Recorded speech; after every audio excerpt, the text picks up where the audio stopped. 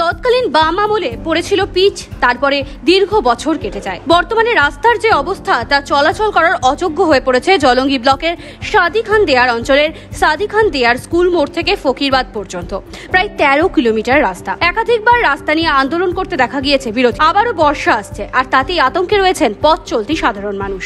এক টোটো চালকের কথায় রাস্তা নয়, এটা একটা মরণ ফাঁদ হয়ে আছে। অন্য এক স্থানীয়ের মতে এই রাস্তার কারণে কোনো গাড়ি যেতে চায় না, বেশি ভাড়া চাই তবেই যায় গাড়ি। এ বিষয়ে সাদি খান দেয়ার গ্রাম পঞ্চায়েত প্রধান হাফিজা বলেন, সত্যি রাস্তার অবস্থা ভীষণ খারাপ, তবে রাস্তাটি জেলা পরিষদের, তাই পঞ্চায়েত কিছুই করতে পারছে না। পঞ্চায়েতের পক্ষ থেকে সারানোর ব্যবস্থা করার চেষ্টা করলেও তা সম্ভব হচ্ছে না। পঞ্চায়েতের পক্ষ থেকে বিডিও সহ জেলা পরিষদকে মৌখিকভাবে একাধিকবার জানানো হয়েছে। তিনি জানিয়েছেন যে তিনি আশা করছেন খুব তাড়াতাড়ি এই সমস্যা থেকে মানুষ মুক্তি পাবে। এখন দেখার বিষয় প্রশাসনের এই টানাপোড়েনের মধ্যে থেকে কবে সাধারণ মানুষের জন্য রাস্তা মেলে।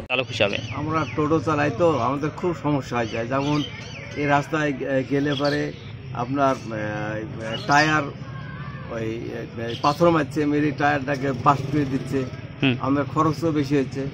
কিন্তু যখন রাস্তাটা 12 সালে করেছিলেন তখন কিন্তু রাস্তাটা খুব ভালো করেছিলেন।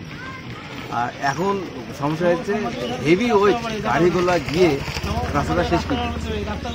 তা চাইছি রাস্তাটা একটু ভালো হোক, দীর্ঘমেয়াদী রাস্তাটা খুব মানুষ যাওয়ার খুব যোগাযোগ ভালো ব্যবস্থা হোক, এটাই আমরা চাই। আপনার পরিচয়? আমার নাম সিরাজুল ইসলাম। আমাদের সাদি খান দেয়ার থেকে ফকিরাবাদ পর্যন্ত রাস্তাটা আগাগোড়ি খারাপ এবং বিগত 4-5 বছর থেকে তো রাস্তা চলাচলের একবারে অযোগ্য।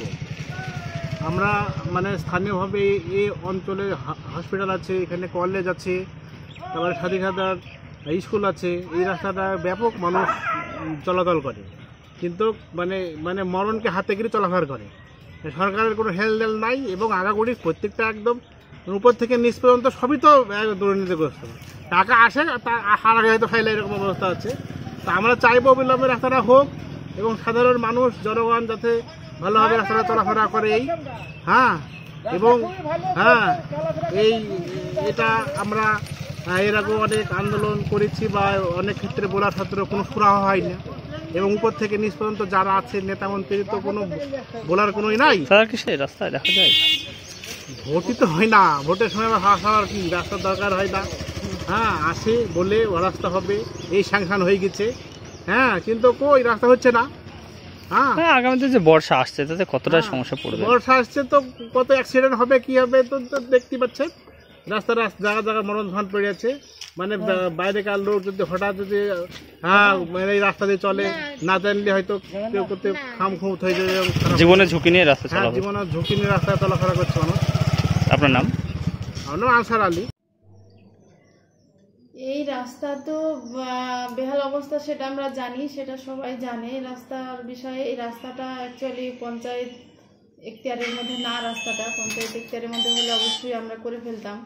তো এটা পঞ্চায়েত এখতিয়ার না, সেহেতু আমরা জানিয়েছি। এটা তো জেলা পরিষদের রাস্তা, জেলা পরিষদকে অনেকবার বলা হয়েছে, তারা রাস্তা করে দিব বলেছে, আশ্বাসও দিয়েছে আমাদেরকে। সে আশায় আমরা আছি।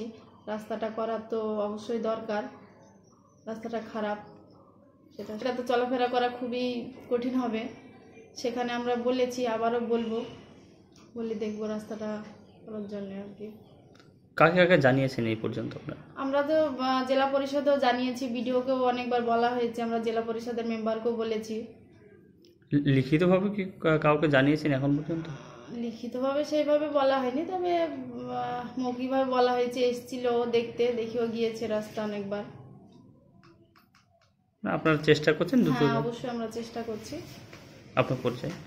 আমার পরিচয়, আমি হাফিজা খাতুন, সাদি খান দেয়ার গ্রাম পঞ্চায়েতের প্রধান। Bureau report, NBTV.